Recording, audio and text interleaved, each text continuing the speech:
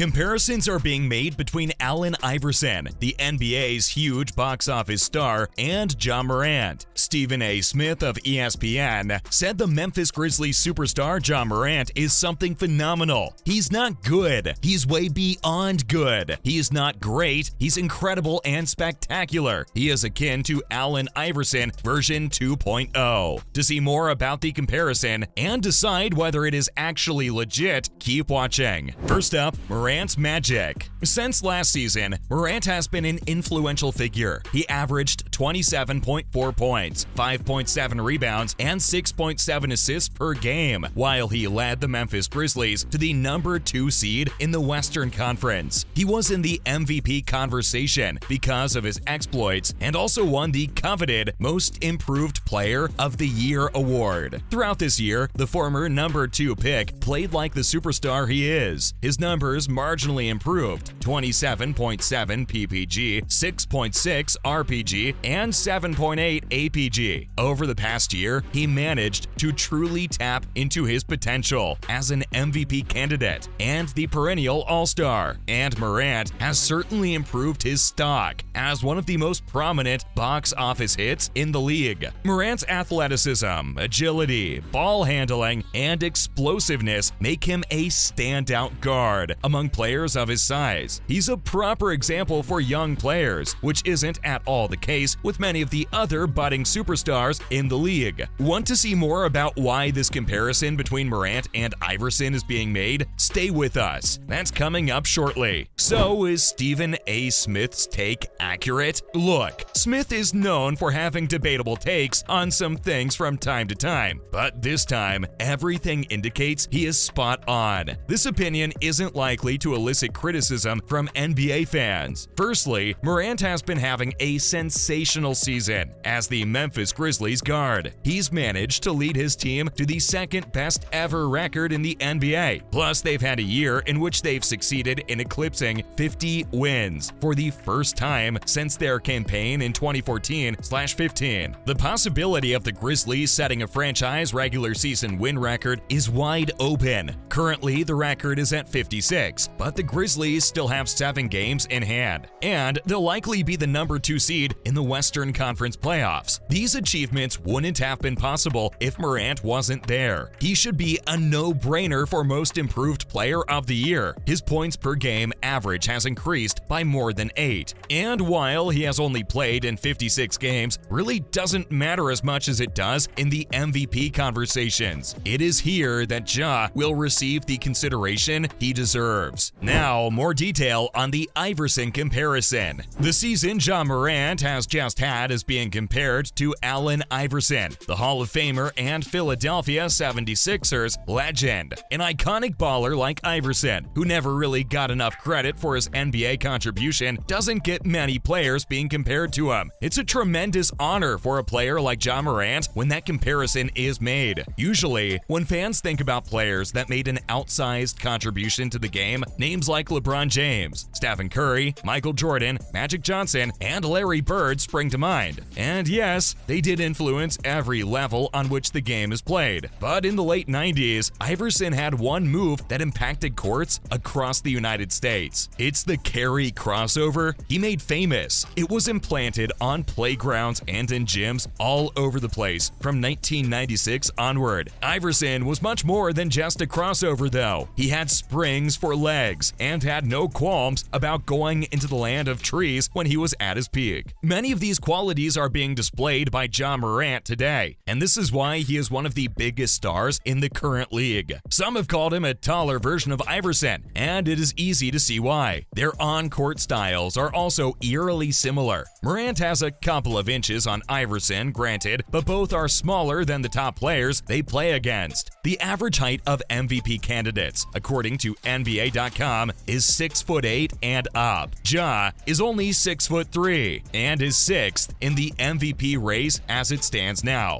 Ja Morant's third year has been his breakout. Across the board, his offensive numbers have shot up, perhaps with the exclusion of his assists. His three-point percentage has improved from 30% last season to 34% currently. Morant even has mannerisms and moves on the court that reminds us of Iverson. His finishing at the rim, ball handling, and explosiveness are the three strongest factors that have people making this comparison. Ja Morant is sticking his neck out and daring to establish his name. To see how and what the dangers are, keep watching. That's coming right up. Also, how did Iverson do in his third season? The short answer is he improved significantly, but still not at the same clip as Ja Morant. Iverson's PPG went up by almost 4 points between his second and third years, but there was a slight dip in his three-point and field goal percentages during that time. We have to be fair and remind you that it was during the lockout-shortened 1998-99 season, so the schedule only had 50 games. Iverson played in 48 of those. In his first 3 years as a pro, Iverson missed 10 games out of a possible 214. By year 5, he led Philadelphia to their first final since 1983 and was also league MVP. No doubt, Ja Morant still has work to do, but his trajectory at the moment looks exceptional through all 3 full seasons. He's taken the Grizzlies to the 3rd position in the postseason this year, and this is similar to Iverson and the Sixers. So the possibility of Morant equaling Iverson is certainly there, and it's tangible, even though he missed a couple of games toward the season's end. In short, his entire body of work has been nothing short of stellar, so he may well be in with a chance. This young superstar with the Grizzlies is well on his way to winning an MVP. It really is only a matter of when and where, but he also has an NBA championship firmly in his sights. That is what it's all about in the end. Collecting individual accolades is great, but the players who say farewell to the game without taking a ring do tend to get lost when player legacies are discussed down the line. Morant has yet to turn 23, and he seems to get this. Being a one-man show is great, but it takes a super team to win titles and help you to leave a legacy. Now,